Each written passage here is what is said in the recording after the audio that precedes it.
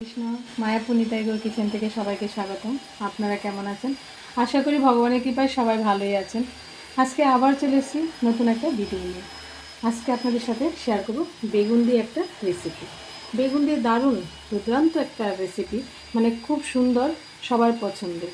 এই যে দেখুন, এখানে বেগুন দেখতে পাচ্ছেন। আমি এখানে সাদা বেগুন নিয়েছি, আপনারা কালো বেগুন, সাদা যে কোনো বেগুনই নিতে পারেন। এই বেগুনটা দিয়ে আমি একটা সুন্দর একটা তরকারি বানাবো। প্রথমে আমি বেগুনটাকে বানিয়ে নিচ্ছি। এই বেগুনটাকে প্রথমে আমি এভাবে এই আলুর মতো ছিলে নিচ্ছি।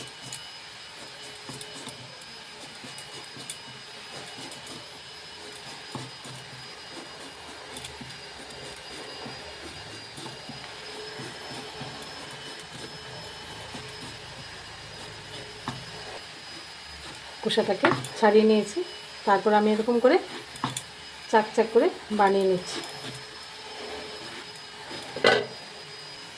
এইভাবে আমি সব বেগুন বানিয়ে নিচ্ছি। দেখুন, বেগুনের মধ্যে আমি নুন হলুদ মেখে নিয়েছি। এই যে একটু মেখে রেখে দিচ্ছি, তাহলে বেগুন থেকে একটা জল বেরিয়ে যাবে। এখানে আমি একটা মশলা করে নিয়েছি। তার জন্য এখানে আমি এক চামচের মতো একটু ধনে গুঁড়ো নিয়ে নিলাম, আর অল্প পরিমাণে একটু লঙ্কার গুঁড়ো দিলাম একটু কালারের জন্য। হলুদ গুঁড়ো দিয়ে দিলাম পরিমাণ মতো।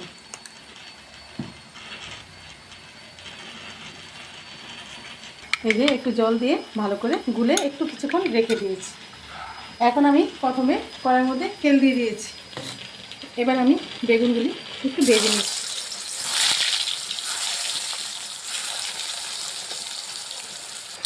দেখুন, বেগুনটা আমি উল্টে পাল্টে ভেজে নিচ্ছি।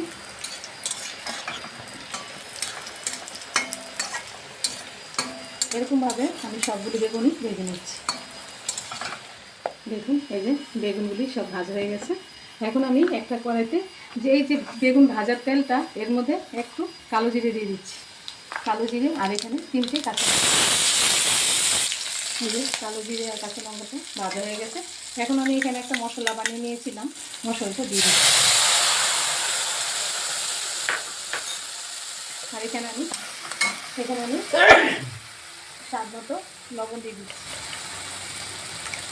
আর এখানে একটু অল্প পরিমাণে একটু চিনি দিয়ে দিলাম, একটু টেস্টটা বাড়ানোর জন্য। এখন ভালোভাবে মশলাটাকে কষিয়ে নিচ্ছি। এই যে একদম মশলাটাকে একটু সুন্দরভাবে কষিয়ে নেব।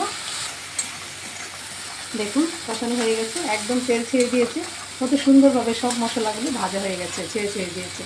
এখন আমি পরিমাণ মতো জল দিয়ে দিচ্ছি।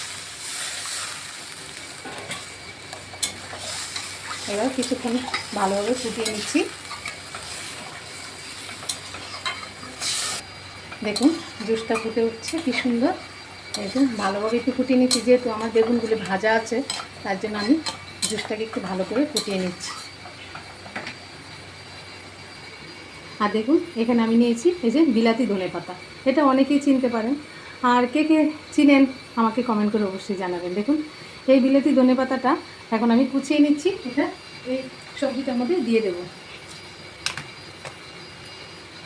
এটারও খুব সুন্দর সেন্ট হয় এই ধনেপাতাটা।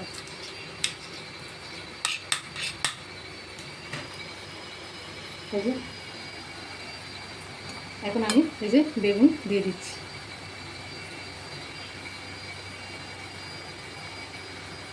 ধনেপাতাটাও দিয়ে দিচ্ছি। এবার কিছুক্ষণ ভালোভাবে একটু ফুটিয়ে নিচ্ছি।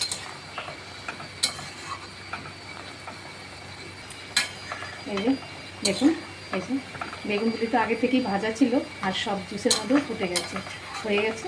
এখন এটা আমি নামিয়ে দিচ্ছি। একটু মাখা মাখা জুস নিয়েছি, একটু মাখা মাখা জুস নিলে এটা খুব ভালো লাগে এই বেগুনের সবজিটা।